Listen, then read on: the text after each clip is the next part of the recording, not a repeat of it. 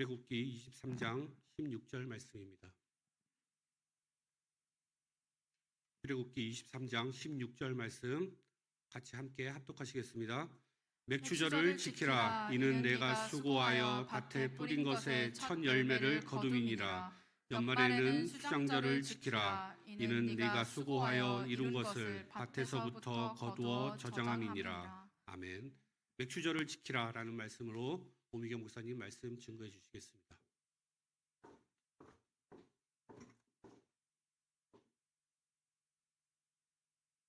우리 신앙 고백 드립니다.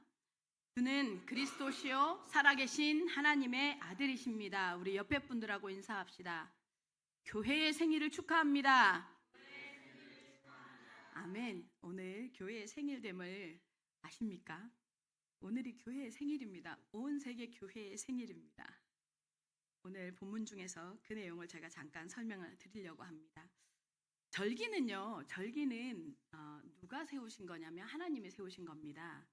오늘 맥추 감사주일로 하나님 앞에 예배를 드립니다. 우리가 절기는 모헤드라고 합니다. 히브리 말로 모헤드라고 하는데 의미가 무슨 뜻이냐면 하나님이 정해 놓으신 시간표라는 뜻이에요. 하나님이 정해 놓으신 시간표라는 뜻이 절기라는 의미의 단어에 들어 있습니다. 무엇을 위해서 정해 놓으셨냐? 우리에게 복 주시기 위해서. 하나님의 사람에게 복 주시기 위해서 이 날에 하나님께서 약속할게 이 얘기예요. 약속한 날짜라는 뜻입니다. 사실은요, 오늘 이 맥추 감사주일, 이 맥추절이라는 단어는 오늘 이 본문이 유일합니다. 다른 성경에는 이 맥추절이라는 단어가 나와 있지 않습니다. 오늘 절기에 대한 내용이 오늘 유일한데요. 하나님이 뭐라고 말하느냐? 오늘 본문을 읽으셨잖아요. 뭐라고요? 매년 지키래요. 매년 기억하고 매년 시행하라고 설명하십니다. 레위기 23장 1절 2절을 잠깐 띄워주시겠습니까? 레위기 23장 1절 2절 다 같이 함께 읽겠습니다. 시작. 여호와께서 모세에게 말씀하여 이르시되 이스라엘 자손에게 말하여 이르라. 이것이 나의 절기들이니 너희가 성회로 공포할 여호와의 절기들이니라. 이스라엘의 절기라고 말하죠. 이스라엘의 절기라고 말합니까? 아니에요. 제가 이스라엘의 절기라고 말하면 아닌데요 해야죠.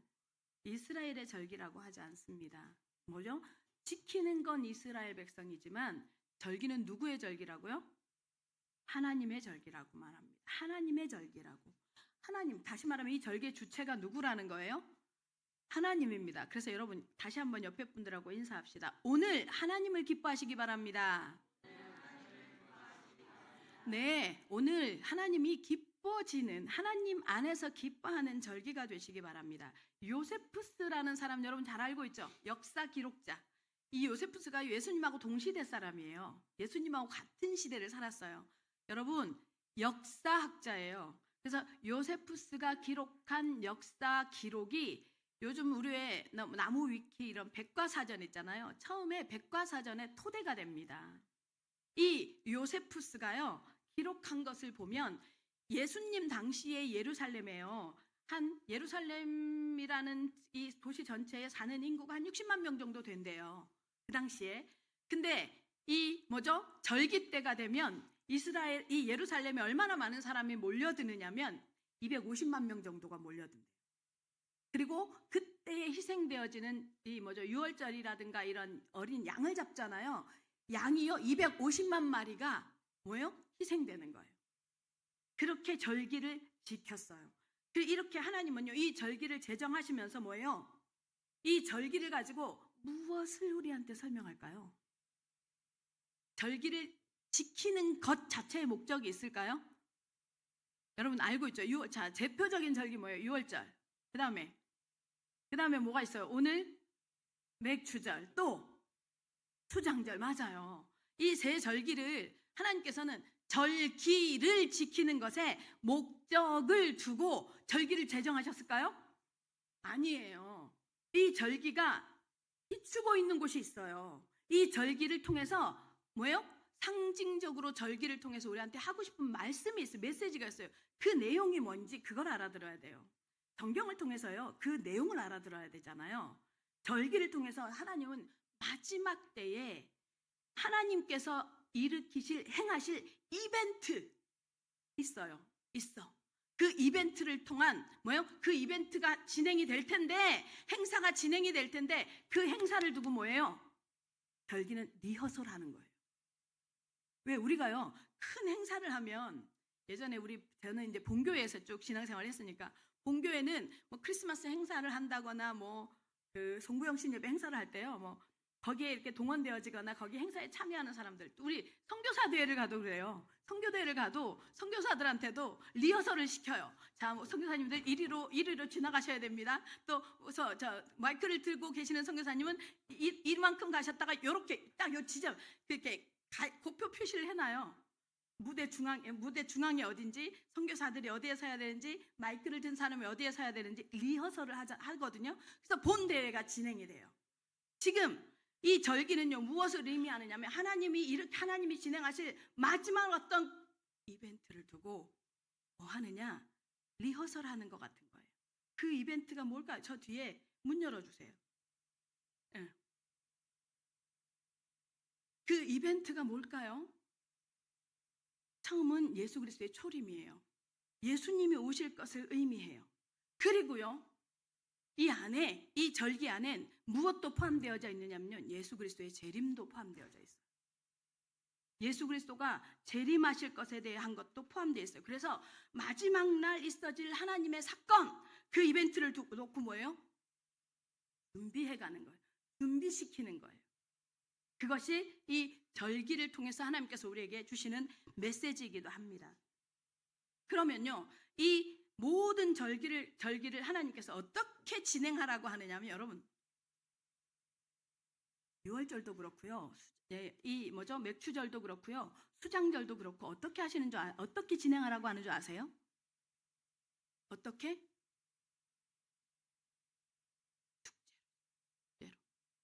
축제로 진행하라고 합니다. 축제로. 그게 무슨 말인 줄 아세요? 우리가요, 주일날마다 하나님 앞에 하나님의 성회를 상징하는 예배를 드리잖아요. 이 예배가요, 어떻게 되어져야 되느냐? 여러분, 하나님을 기뻐하고 하나님께 영광을 돌리며 하나님을 찬양하며 하나님의 말씀을 사모하는 축제가 되어져야 한다는 의미입니다. 오클랜드 영계 성도 여러분, 오늘 어떤 마음으로 예배를 오셨습니까? 어떤 자세로 예배를 오셨습니까? 오늘 이 예배가 여러분의 마음을 기쁘게 하고 하나님과 만나지며 하나님의 언약의 말씀이 들리며, 그것 때문에 하나님이 만나진 것 때문에, 하나님의 메시지를 받은 것 때문에 여러분의 삶의 축제의 시발점이 되시기를 예수님의 이름으로 축원합니다. 정말로 축제가 되시기 바랍니다. 어느 정도의 축제냐? 왜 축제라고 하느냐면요, 이 절기를 통해서 리허설 한다고 했잖아요. 마지막 날에 하나님의 하이라이트 행사가 뭐냐면요, 예수 그리스도, 어린 양 되신 예수 그리스도가 신부되는 교회와 결혼식 하는 거예요. 모든 이 세상의 지상 교회는요, 성도는요, 뭐 하는 거예요? 어떤 존재예요? 예수 그리스도의 신부예요.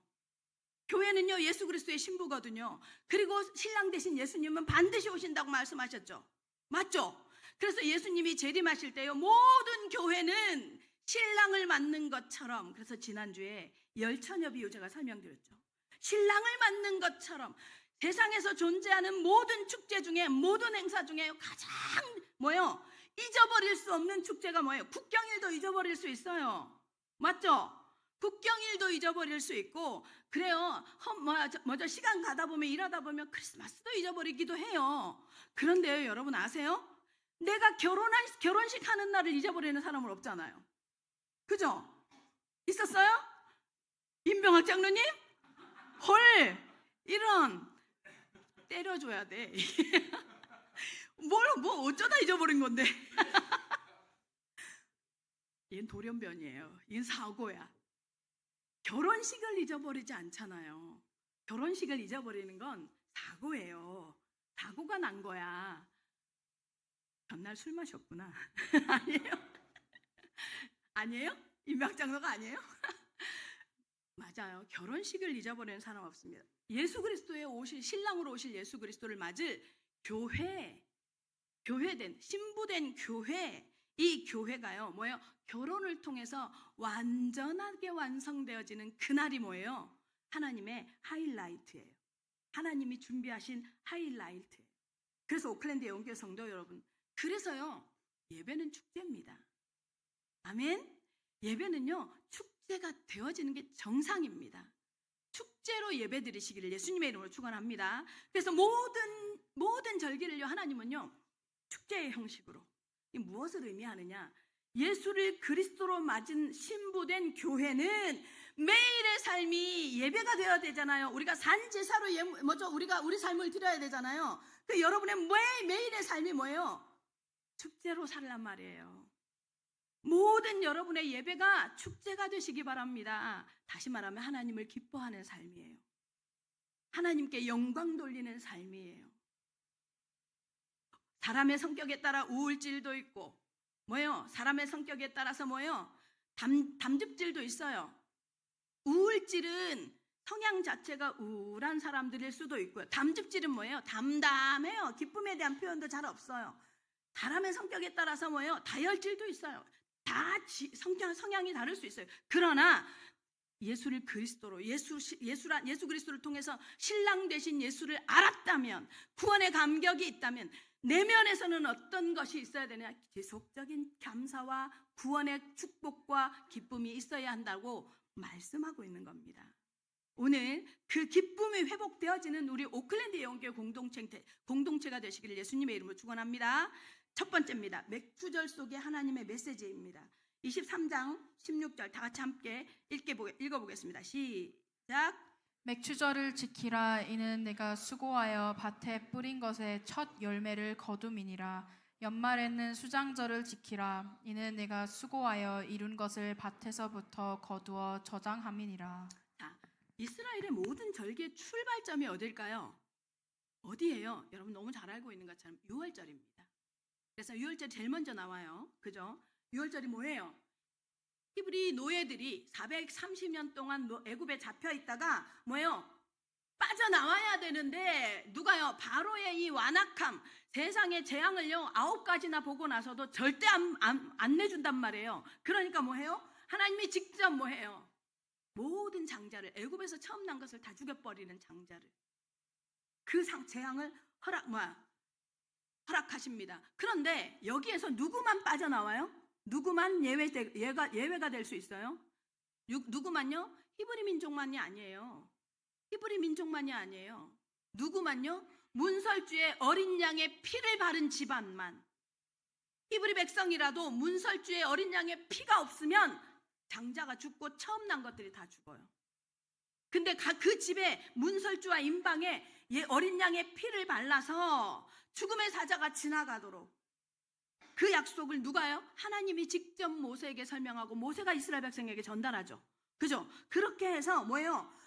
어린 양을 잡아서 문설주와 임방에 뭐예요? 모든 가정에 죽음이 지나가는. 그래서 뭐예요? 영어로는 6월절이 뭐라 그래요? 패스오버. 6월이라는 것이 한자 말이거든요. 무슨 뜻일까요? 넘어가다, 6월되다.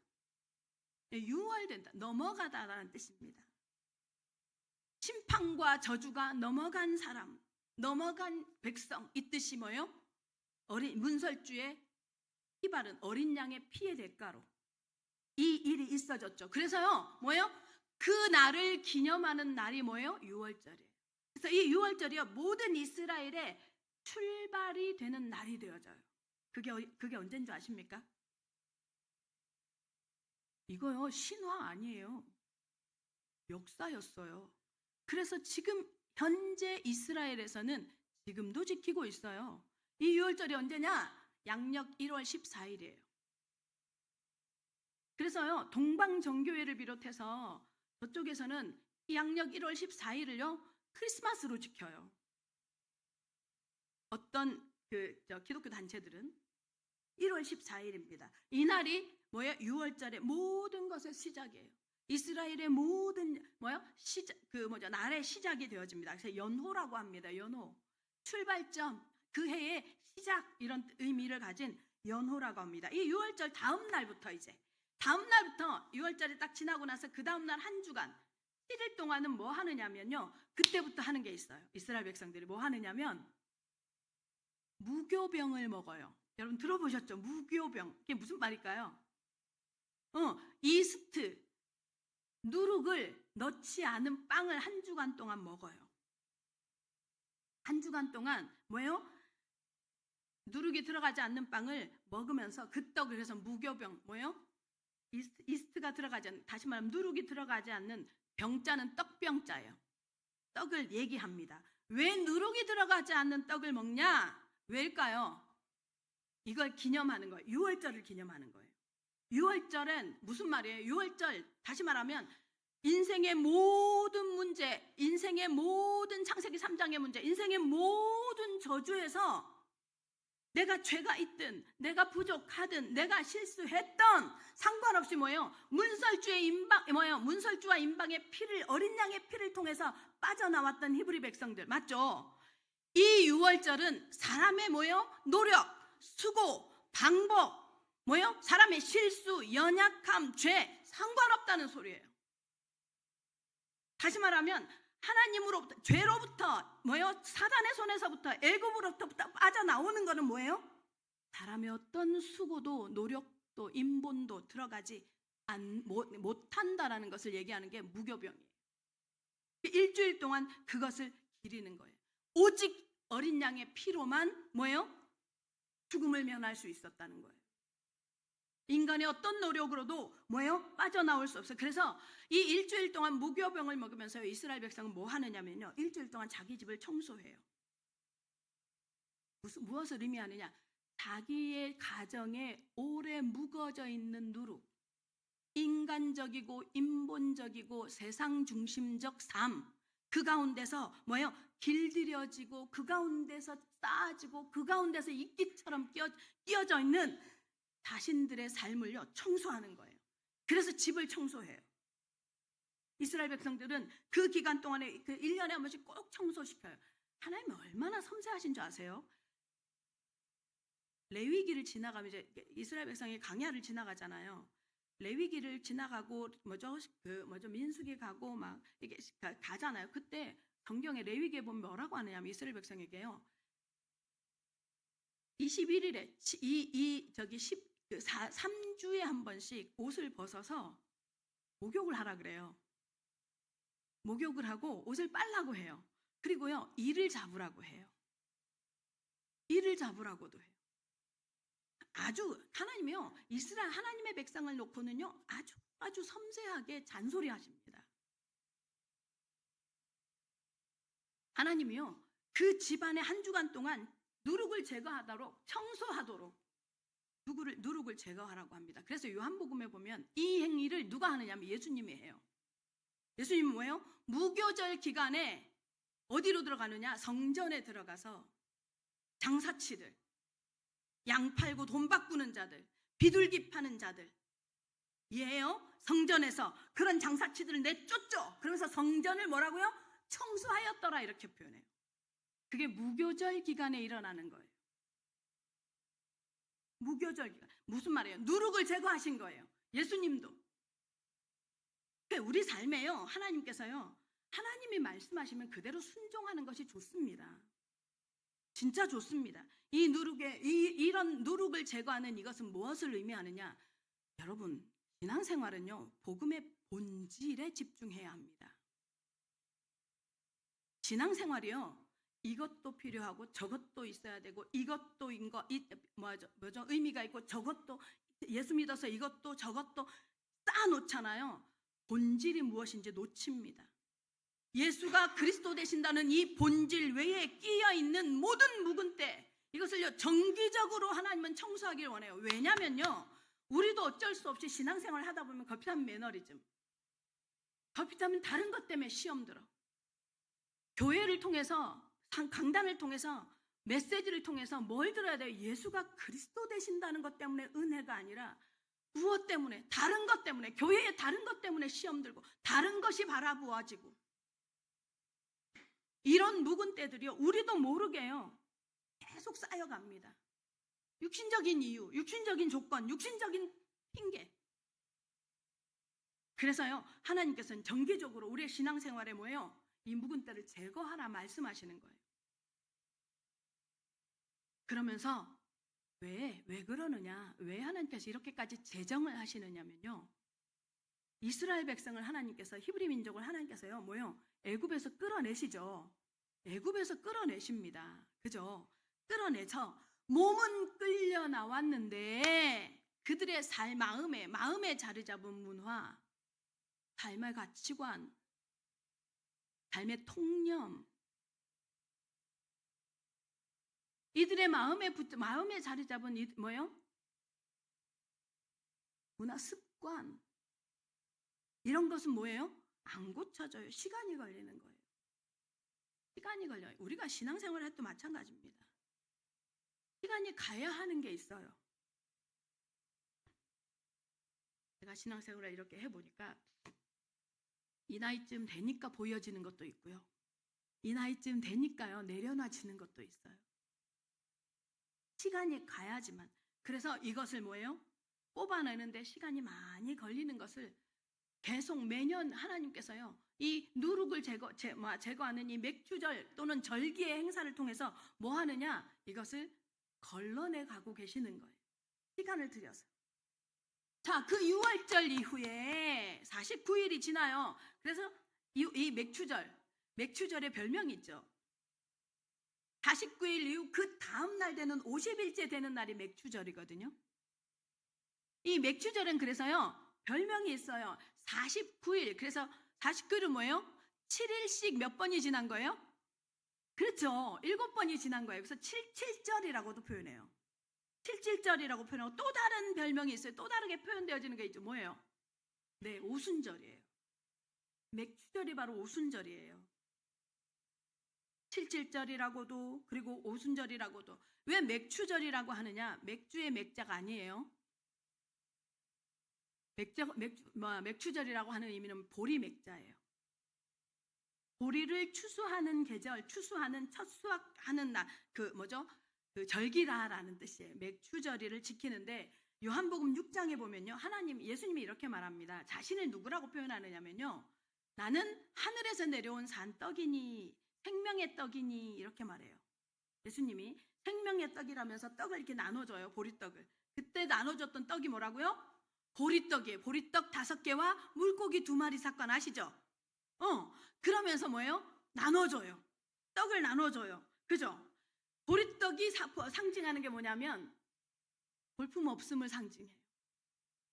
볼품 없는 보리떡으로 거기 앉아있는 뭐예요? 모든 사람이 먹고 남는단 말이에요. 예수님이 어떤 모습으로 인간에게 오셨냐? 지금도 세상에서는요, 예수님을 믿으라고 하는 의미를 이해하지 못해요. 교회를 다니라고 하는 것을 이해하지 못해요. 그래서 뭐예요? 볼품없어 해요. 예수를 볼품없어 해요. 교회 다니는 걸요, 볼품없어 해요.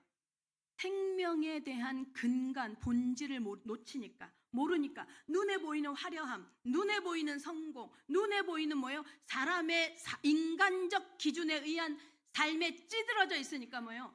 생명의 기초, 본질, 하나님의 형상으로 창조된 인간의 모습을 놓치고 뭐예요?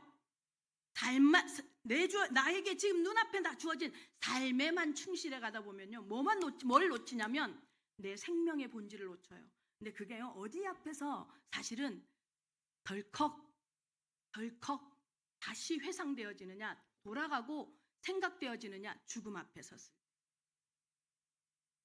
내가 어떤 고치지 못하는 질병 앞에 섰을 때, 나의 화려한 스펙도, 내가 일구어 놓은 뭐예요? 삶의 공든 탑도 다 뭐예요? 나를 내 죽음 앞에, 내 삶의 생명 앞에 해결할 수 없는 것을 경험하게 됩니다. 경험하게 됩니다. 그래서 뭐예요? 예수님이 볼품없는 것 같고 볼품없는 보리떡인 것 같이 보이지만 뭐예요? 예수님 자신을 뭐라고 표현해요? 생명의 떡이다라고. 그래서 여러분, 우리의 영적 문제는, 인간이 스스로 해결할 수 없는 영적 문제는, 인간을 뭐예요? 사람을 속이고 사람의 생각을 속이며 사람의 삶을 속이는 귀신의 역사는 누구만 해결할 수 있어요? 귀신이 해결 못해요. 점쟁이가 해결할 수 있을 것 같죠? 해결 못합니다. 한 번 귀신이 쫓겨나죠. 성경에 뭐라고요? 7 귀신으로 찾아온대요. 비고 소재되어집니다. 그 얘기를 하는 거예요. 볼품 없는 것 같고 능력 없는 것 같고 힘이 없는 것 같은 이 예수가 들어가야만 뭐예요? 영적인 문제가 해결된다는 거예요. 그래서 생명의 떡이라고 표현합니다. 예수님 자신을. 그 보리떡을 먹어야, 그 생명의 떡을 먹어야 뭐예요? 모든 인류가 그 볼품 없어 보이는 예수를 만나야 뭐예요? 살아날 수 있다는 거예요. 그러면서 우리한테요, 예수님이 어떤 모습으로 나타나느냐, 어떤 모습으로 우리에게 뭐예요? 그 자신의 볼품 없었던 것 같은 그 보리떡 같은 예수님이요, 어떤 능력인지를 어떻게 보여주느냐? 부활의 첫 열매가 되잖아요. 그 보리떡 같았던, 그 보잘것 없었던, 그 아무것도 아닌 것 같았던, 사람들이 뭐예요? 다른 맛있는 거 있으면 뭐예요? 쳐다도 보지 않을 것 같았던 그 보리떡이 뭐예요? 보리떡 같았던 예수님이 뭐예요? 죽음을 이긴단 말이에요. 오클랜드 영교회 성도 여러분, 죽음을 이긴 존재를 본 적이 있습니까? 석가가 살아났습니까? 소크라테스가 살아났습니까? 이 세상의 위대한 성인들이 살아났습니까? 죽음을 이기고. 누구만 살아났어요? 오직 예수만 부활하셨음을 믿으시기를 예수님의 이름으로 축원합니다. 오직 예수를 믿는 것은요, 그래서 부활신앙 첫 열매가 되시는 거예요.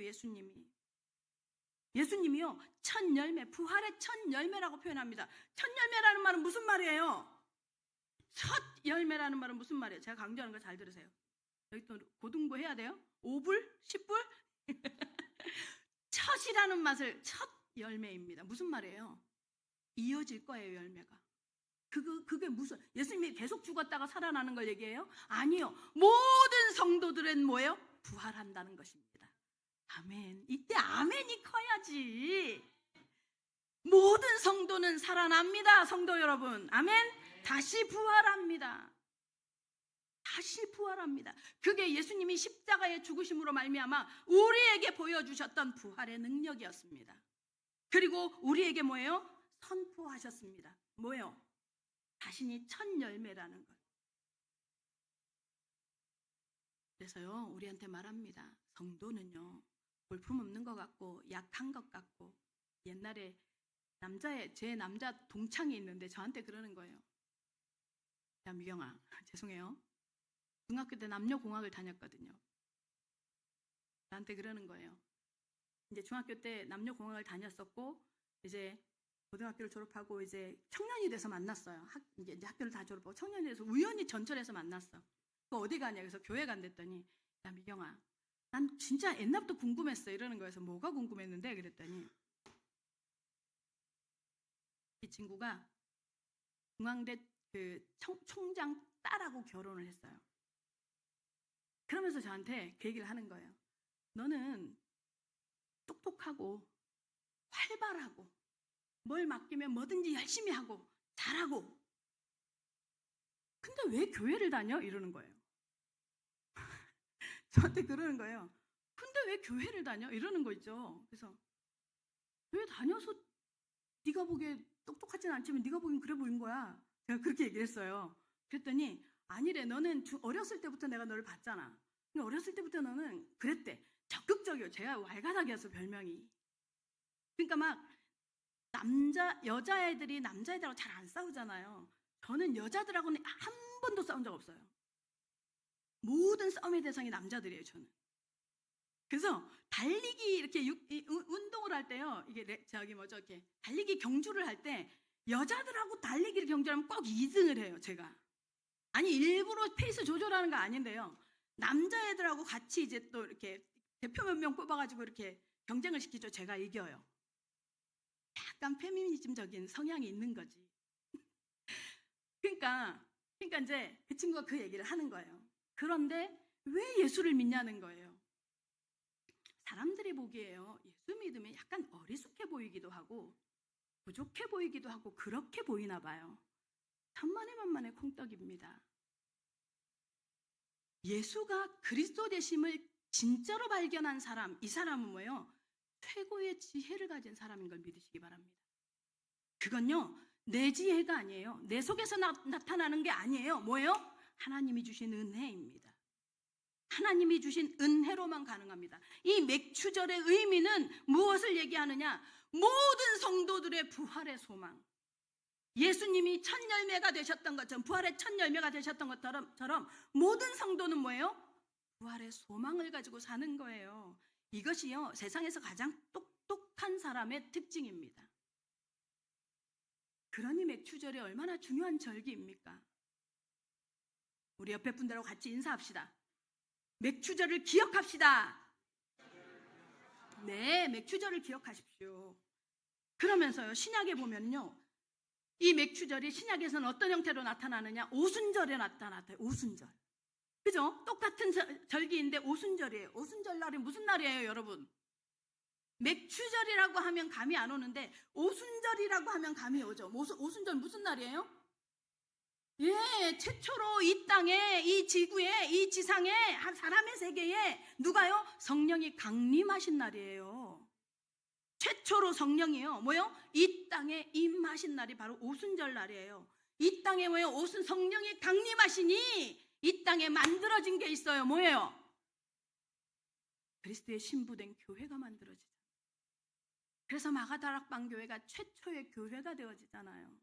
그래서 오늘 생일 축구한 겁니다. 맥추절은요, 뭐예요? 같은 뭐죠? 다른 말로 오순절인데 이 오순절은요, 교회가 탄생하는 날이 됩니다. 그래서 맥추절은 오늘 이 땅의 모든 교회에, 우리 교회뿐만 아니라 모든 교회의 생일입니다. 여러분, 성령이 강림하셨다 이 말은 무엇을 의미하는 줄 아세요? 인생의 어떤 문제도 그리스도 안에, 그리스도의 교회 공동체 안에 오면 해결되지 않을 문제 없다는 소리예요. 아멘.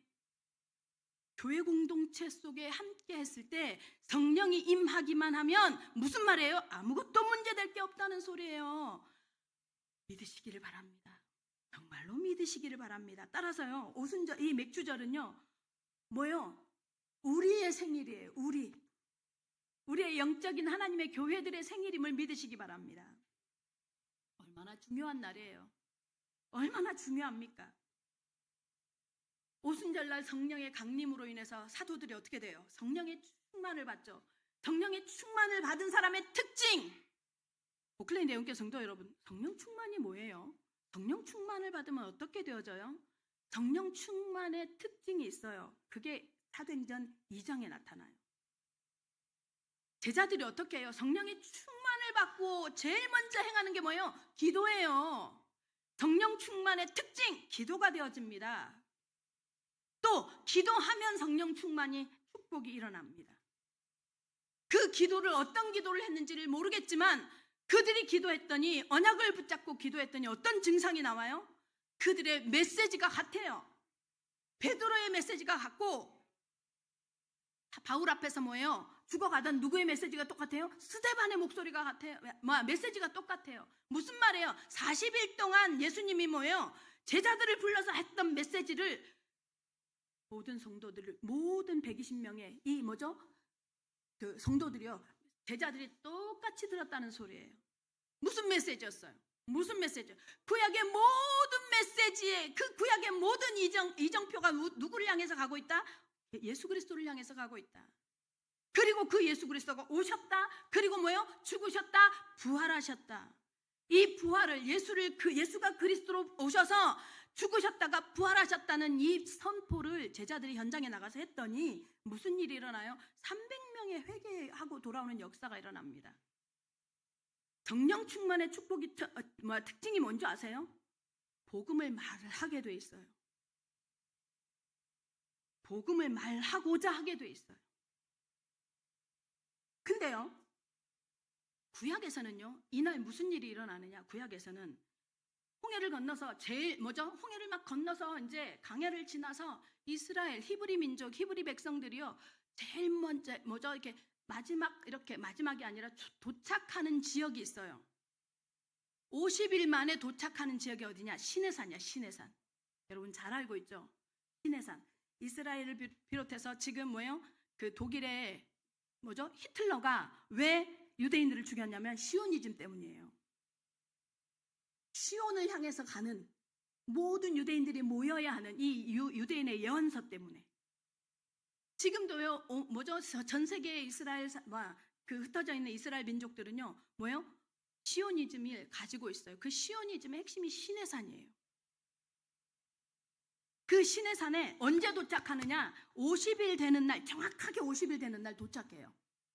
도착을 해서 자 출애굽기 19장 16절에서 18절 한번 띄워봐 주세요. 다 같이 시작. 셋째 날 아침에 우레와 번개와 빽빽한 구름이 산 위에 있고 나팔 소리가 매우 크게 들리니 진중에 있는 모든 백성이 다 떨더라. 모세가 하나님을 맞으려고 백성을 거느리고 진에서 나오매 그들이 산기슭에 서 있는데 시내산에 연기가 자욱하니 여호와께서 불 가운데서 거기 강림하심이라. 그 연기가 온기 가마 연기 같이 떠오르고 온 산이 크게 진동하며. 이스라엘 백성 전체가요. 최초로 임재하시는 하나님을 만나요. 그게 바로 이 시내산이에요. 하나님이 하늘에 계시다가 지상으로 임재하는 형태로 표현되어지는 게 이 대목이거든요. 근데 뭐 가운데서요? 불 가운데 임재하신다고 말하죠. 불 가운데 임재하는 것을 경험해요. 하나님의 임재를. 어디 가운데요? 어디 가운데? 불 가운데. 이걸 그대로 가지고 오순절날 마가다락방에 성령이 어떻게 임해요? 성령이 어떻게 임해요? 각 사람의 머리 위에 불의 혀같이 갈라지는 것들로. 아멘. 같은 오순절, 구약에서는 맥추절, 그 다음에 뭐예요?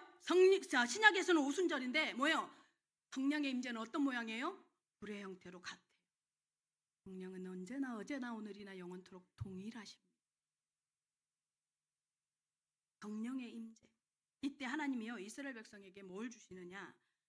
구약에서 시내산 앞에서 주시는 게 뭐냐면 최초로 토라, 다시 말하면 율법을 주세요. 이 율법을 주시면서 이 율법을 모세는요 받아서 이제 막 내려가고 있는데 아론을 비롯한 이스라엘 백성들 밑에서 뭐해요? 금송아지 만들어가지고 우상숭배한단 말이에요. 난리 나죠. 그래서 막 돌판 집어 던지고 막 그러면서 난리가 나죠. 모세가 막 화를 내면서 그때 하나님이 모세한테 뭐라고 해요? 우상숭배에 적극적으로 참여했던 모든 자를 다 쳐 죽여요. 누구를 불러서요? 레위인을 불러서. 레위인 다 내 옆에 서라 하시면서요. 그 레위인의 칼을 빼서 죽이는데 몇 명 죽이는 줄 아세요? 3,000명이 죽습니다. 무엇을 상징하느냐? 모세의 율법 아래서 죄는, 실수는, 적은요 3,000명이 죽어나가는 수밖에 없는 법이 율법이에요. 그런데 오직 예수가 그리스도 되셔서 이 땅에 오셔서 그 그리스도를 통해서 하나님을 만난 하나님의 백성 3,000명은 죄가 있든지 없든지 오직 예수를 그리스도로 고백한 사람은 어떻게 돼요? 구원을 얻는 오순절에 첫 번째 교회에 3,000명이 회개하고 돌아오는 역사가 일어난다는 얘기예요. 우리가 여러분 그리스도를 알고 있다는 것, 그리스도를 믿는다는 것, 그리스도를 우리가 소유했다는 것, 이거 얼마나 어마어마한 건 줄 아십니까? 우리 창세기 3장의 근본적인 저주뿐만 아니라요, 우리 삶에서 실수하고 부족하고 연약한 모든 죄 문제가 뭐예요? 상관없어지는 것을 의미한다는 것을 믿으시기 바랍니다. 이것이 맥추절을 통해서요, 오순절을 통해서 하나님께서 우리에게 주시는 메시지입니다.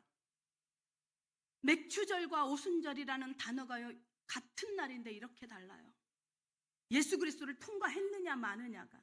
율법 안에서는요 실수와 부족이 죽음의 이유이지만 예수 그리스도를 통과한 하나님의 사람으로는 실수도 부족도 연약도 아무 상관이 없는 거예요. 오직 하나님의 교회로 재탄생될 수 있다는 사실을 말씀해주고 있음을 믿으시기 바랍니다. 그래서 우리가 이 시간에 꼭 기억해야 할 것, 오직 예수 그리스도 믿으시기 바랍니다. 오직 하나님의 말씀만 성취됨을 보시기 바랍니다. 우리가 믿고 의지할 것, 우리가 따라가야 할 것 무엇입니까? 지난주 강단 말씀처럼 정신을 차리라 심플해지란 말이에요. 오직 예수 그리스도 붙잡으란 말이에요. 나에게 무슨 문제가 있다, 나에게 영적인 문제가 있다, 우리 가정에 어려움이 있다, 우리 가정에 질병이 있다, 우리 가정에 문제가 있다, 무엇요? 율법은요 이것도 지켜야 되고 저것도 지켜야 되고 뭐 세상은 뭐라 이것도 하라고 하고 저것도 하라고 하고 우리 김진수 장로가 아프잖아요. 그러니까요 보시는 분마다 이게 좋대요 저게 좋대요 막 보내줘요 막. 오직 예수 그리스도 되시기 바랍니다. 예수 그리스도면 됩니다. 영적 문제든 육신의 문제든 연약의 문제든 실수의 문제든 부족의 문제든 미련함의 문제든 지혜 없음의 문제든 질병의 문제든 오직 예수 그리스도이면 됨을 믿으시기를 예수님의 이름으로 축원합니다. 그래야만 해결됩니다. 두 번째입니다. 일상의 은혜입니다. 16절 다시 한번 읽겠습니다. 시작. 맥추절을 지키라. 이는 내가 수고하여 밭에 뿌린 것의 첫 열매를 거둠이니라. 연말에는 수장절을 지키라. 이는 네가 수고하여 이룬 것을 밭에서부터 거두어 저장함이니라. 수장절을 얘기하지 않습니다. 오늘은. 자, 여기에서 우리가 주목할 건 내가 수고하여라는 단어입니다. 네가 수고하여. 여러분 모든 절기는요 어디서 선포되는 줄 아세요? 모든 이 이스라엘에 지키기를 원하시는 하나님의 절기를 어디서 선포하느냐면 광야에서 선포합니다. 광야에서. 근데 이것은 어디에서 지키는 건 어디서 해야 돼요? 어디서? 제발. 어디서요? 가나안에 들어가서. 절기에 대한 선포는 광야에서 하는데요. 어디에요? 가나안에 들어가서 지키란 말이에요. 그런데 자, 그걸 지킬 때 이렇게 말합니다. 이는 맥추절이 무엇을 의미하는지를 잘 설명하고 있어요. 이는 네가 수고하여 밭에 뿌린 것의 첫 열매를 거둠이라. 무슨 말이에요? 가나안에 들어갔어요. 지금 가나안에 들어가서 어떻게 들어가서 뭐예요? 처음 농사지었어요. 농사지었다는 말은 뭐예요? 내가 수고했단 말이에요. 수고한 첫 열매, 그 첫 열매를 거두는 현장이 뭐예요? 가나안이 됐다는 소리예요. 하나님의 약속이 뭐예요? 언약 성취됐다는 소리예요. 여기에서는 어떻게 해야 되느냐? 여호수아서 5장 10절에서 12절 보여주세요. 여호수아서 5장 10절에서 12절 다 같이 시작. 또 이스라엘 자손들이 길갈에 진쳤고 그달 14일 저녁에는 여리고 평지에서 유월절을 지켰으며 유월절 이튿날에 그 땅의 소산물을 먹되 그날에 무교병과 볶은 곡식을 먹었더라. 또 그 땅의 소산물을 먹은 다음 날에 만나가 그쳤으니 이스라엘 사람들이 다시는 만나를 얻지 못하였고 그 해에 가나안 땅의 소출을 먹었더라. 자, 여리고 평지에서 최초로 뭐요? 드디어 유월절을 지켜요. 드디어 유월절을 지킵니다. 40여 년 만에.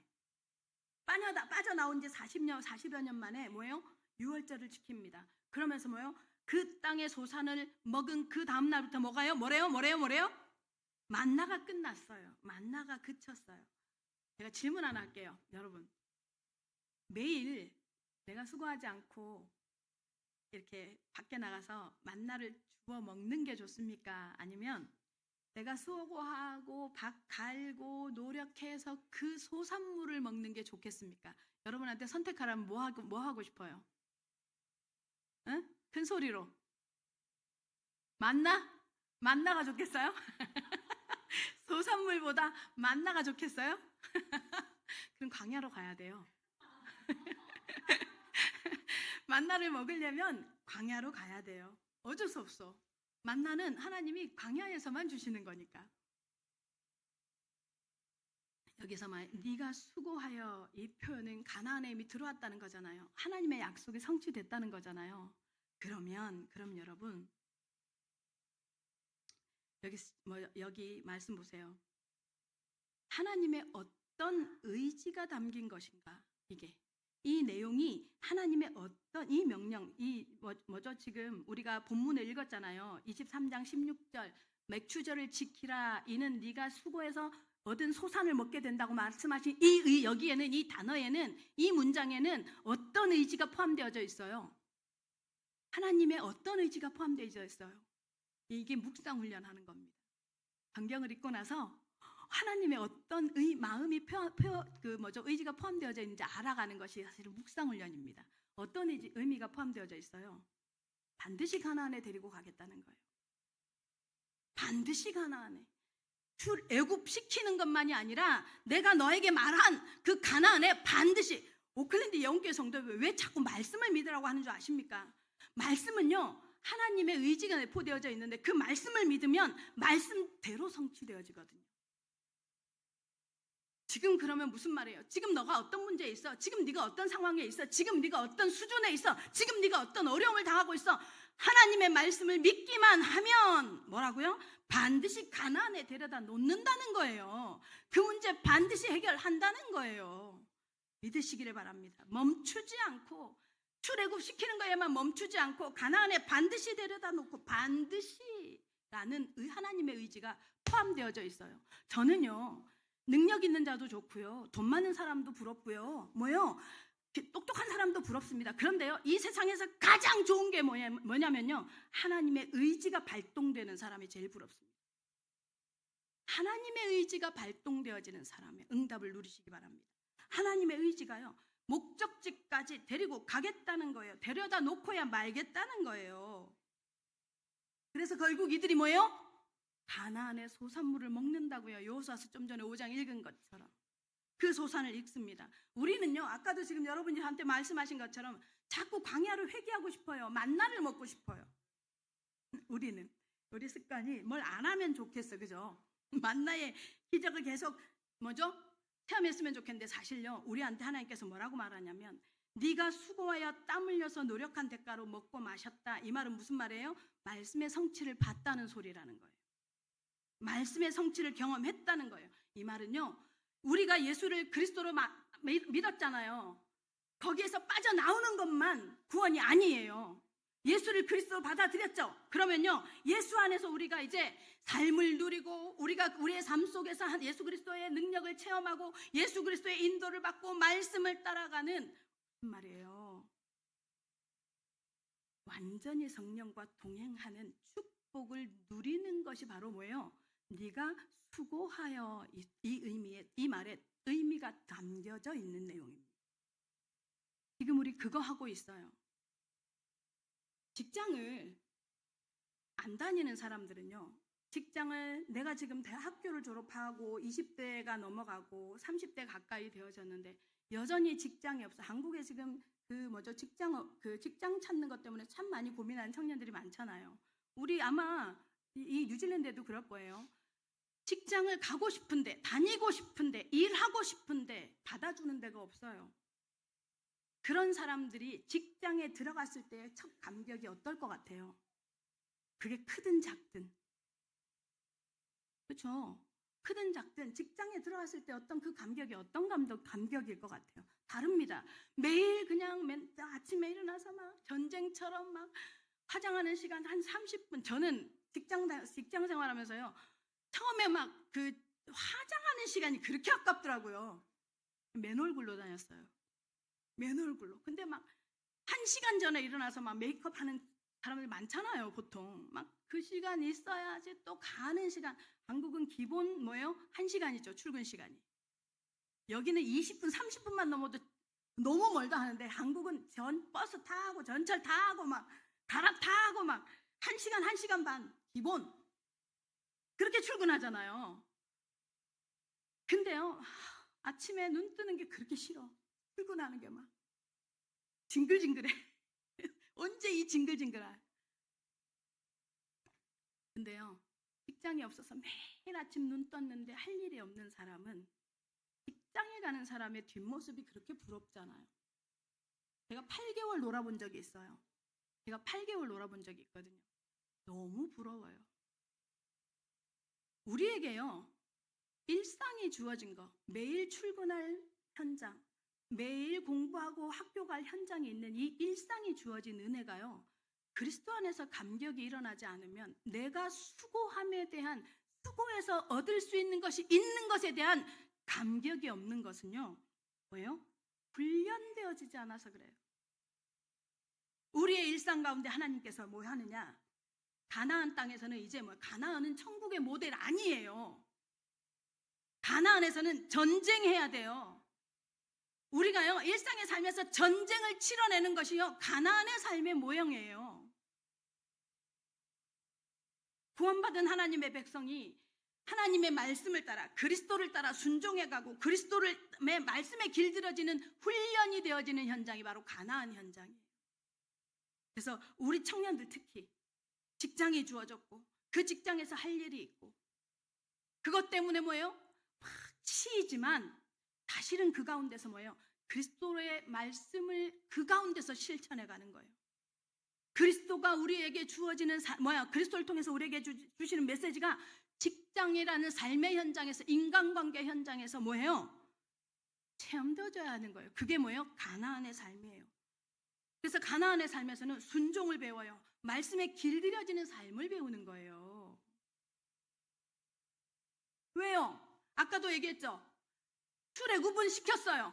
출애굽은 쉬워 오히려 하나님께. 근데 뭐예요? 그들의 사상, 그들의 가치관, 그들의 문화, 삶의 태도, 삶의 방식은요 뭐예요? 세월이 가야지 해결되는 거예요. 그래서 가나안 땅에 넣어놓고요. 하나님께서 뭐예요? 너희 방법대로 말고 애굽의 방법대로 말고 애굽의 것을 추구하지 말고 뭐예요? 말씀 따라가는 거예요. 그리스도께 길들여지는 거예요. 이것을 훈련시켜가는 것이 바로 우리의 주어진 삶, 가정이라는 현장, 직장이라는 현장이에요. 가정에서 애굽했던 그대로 세상의 시선, 세상의 방식, 세상의 뭐요? 내가 길들여졌던 말 그대로. 여러분 그러면 여러분 가정의 영성이 죽습니다. 그리고 뭐예요? 그 영성이 죽을 때 나타나는 증상이요 자녀들에게 나타나요.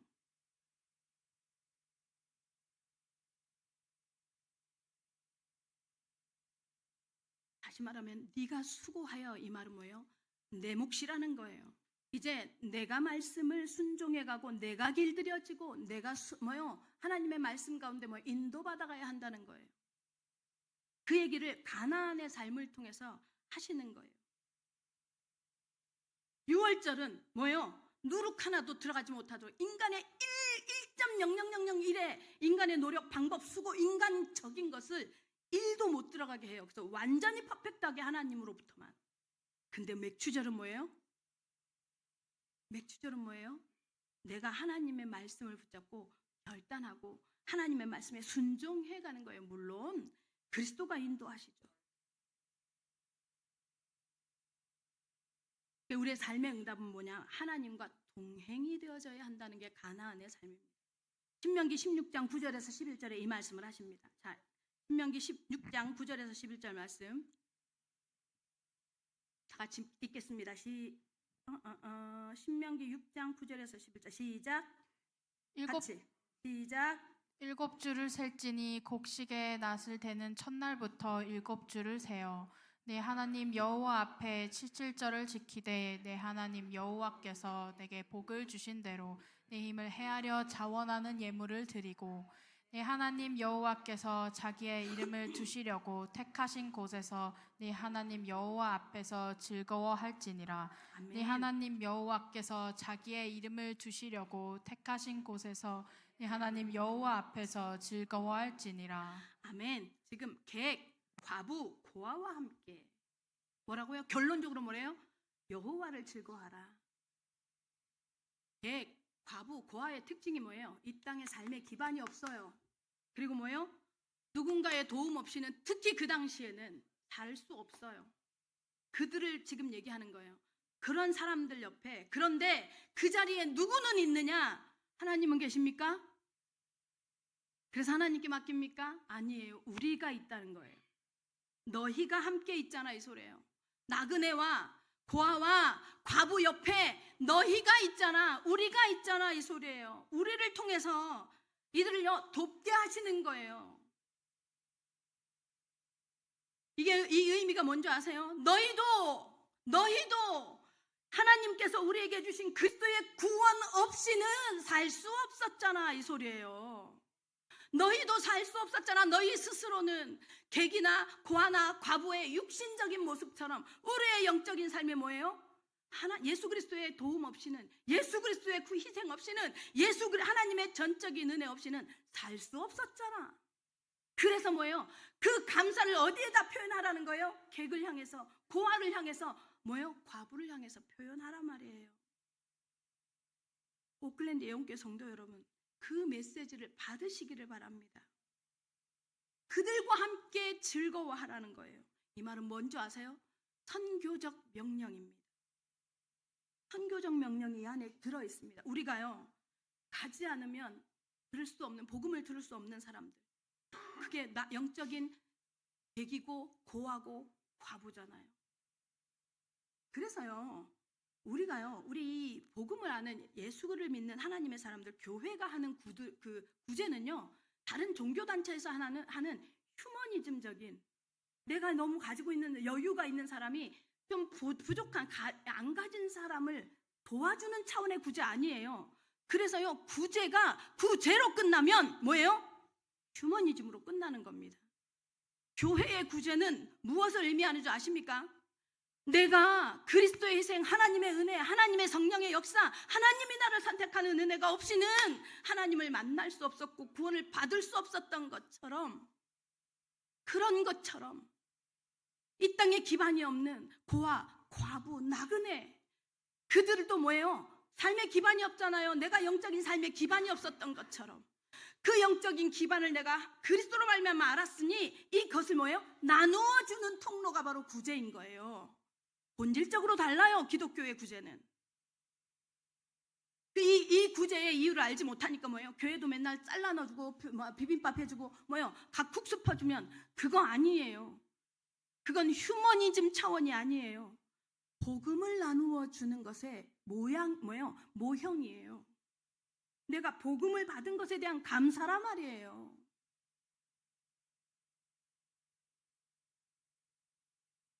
복음을 듣지 못한 그들을 향해서 지금도, 그래서 우리 이번 올해 이제 상반기 지났습니다. 하반기부터 내가 너를 이방의 빛으로 삼아 땅끝까지 구원하게 하리라는 언약의 말씀이요, 반드시 우리가 실행하지 않아도 하나님은 성취해 가실 겁니다. 그런데 기대하기는 저와 우리 오클랜드 예언교회 성도들을 통해서 이루어지기를 기도하고 간구합니다. 정말로 여러분의 삶에, 여러분의 기도 속에 선교가, 전도가, 생명 구원이 내가 받은 영혼의 은혜처럼, 구원의 은혜처럼, 이 구원의 은혜가 또 다른 과부를 향해서, 고아를 향해서, 객을 향해서 전달되어지는 것을 사모하는 응답의 주역들 되시기를 예수 그리스도의 이름으로 축원합니다. 결론입니다. 여러분, 마들렌 좋아하십니까? 마들렌. 여러분 아세요? 마들렌이 뭐예요? 빵요, 맞아요. 빵. 그 마들렌이 프랑스 빵이잖아요. 그죠? 프랑스 빵인데 이 마들렌을 제가 경험해 본 적 없어요. 먹어본 적 없는 상태에서 책을 통해서 만났었어요. 잃어버린 시간을 찾아서라는 책 혹시 아십니까? 아주 지루하고 정말 4,000페이지 가까이 돼요. 못 읽어. 4,000이 아니라 400페이지. 어마어마해. 4,000페이지가 400페이지. 어마어마해요. 저는 두꺼운 책을 안 읽습니다. 가능하면. 근데 400페이지 읽기 시작해서 읽게 됐었는데, 마르셀 프루스트라는 프랑스 사람이 쓴 책인데 거기에 되게 재밌는 내용이 나와요. 마들렌을 먹으면서 처음에 이제 이 사람의 이 책의 시작을 그렇게 들어가요. 마들렌을 먹으면서 이 마들렌을 자신이 어렸을 때 먹었던 그 기억으로 막 돌아가서 있었던 사건을 계속 기록하거든요. 그런 내용인데, 그러니까 그 작은 마들렌을 먹는 행위를 통해서 뭐예요? 자기의 기억장치, 기억의 세계 속으로 여행을 떠나는 거죠. 그러면서요, 어떤 작가는 그렇게 얘기를 하더라고요. 이 인간의 뇌는 기억의 정원이래요. 기억의 정원이래. 그래서 무엇을 심고 무엇을 가꾸느냐에 따라서 내 속에서 뇌가요, 생산적으로 우리의 뇌 활동을 통해서 우리 삶에 생산적인 뭔가를 꿈꾸기도 하고 또 부정적인 감정을 드러내기도 하고 한다는 거예요. 뇌에 뭐를 심느냐가 굉장히 중요하다는 거죠. 기억장치, 기억의 정원이니까. 이 얘기를 왜 하느냐면, 이제 7월 첫째 주입니다. 이번 주가 이제 하반기가 진행이 됩니다.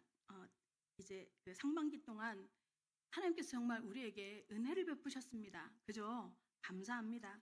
여러 일들이 있었지만 살아남으셨습니다. 지난주 강단 말씀처럼 버티시고 잘 버텼고 잘 견뎌내셨습니다. 자, 이 다음 우리를 향한 하나님의 기대를 기억하시기 바랍니다. 지금부터 하나님께서 베풀어 주신 상반기뿐만 아니라 지금까지 베풀어 주신 우리의 삶의 은혜의 조각들이 감사로 회복되어지시기를 예수님의 이름으로 축원합니다. 자, 그 감사를요, 뭐예요? 이제 감사가 막 보석처럼 막 바뀔 때 시편 119편 93절 한번 보여주십시오. 그 감사의 이유가 뭐여야 하느냐? 다 같이 시작. 내가 주의 법도들을 영원히 잊지 아니하오니 주께서 이것들 때문에 나를 살게 하심이니이다. 아멘. 법도들을, 여기서 말하는 법도는 율법이지만 율법의 완성이신 예수 그리스도를 우리는 만났습니다. 아멘. 이 예수 그리스도 때문에 얻은 구원이 여러분의 감사의 이유가 되시기 바랍니다. 예수 그리스도의 구원으로 말미암아 내 삶에 하나님 어떤 문제도 사건도 넘어가게 하신 하나님의 은혜가 여러분의 감사의 이유가 되시기를 예수님의 이름으로 축원합니다. 그래서 하반기에는 뭐예요? 이 하나님의 은혜가, 하나님의 이 감격이 뭐예요? 어디로요? 생명 살리는 현장으로 확산되어지고 와전되어지는, 그래서 우리의 인생의 남은 인생이 뭐예요? 하나님 앞에 완전히 붙들려서 수장절에 이르기까지 드려야 할 곳간에, 하나님이 준비해 주신 곳간에 영혼의 생명이 채워지는 응답의 주역들 되시기를 예수 그리스도의 이름으로 축원합니다.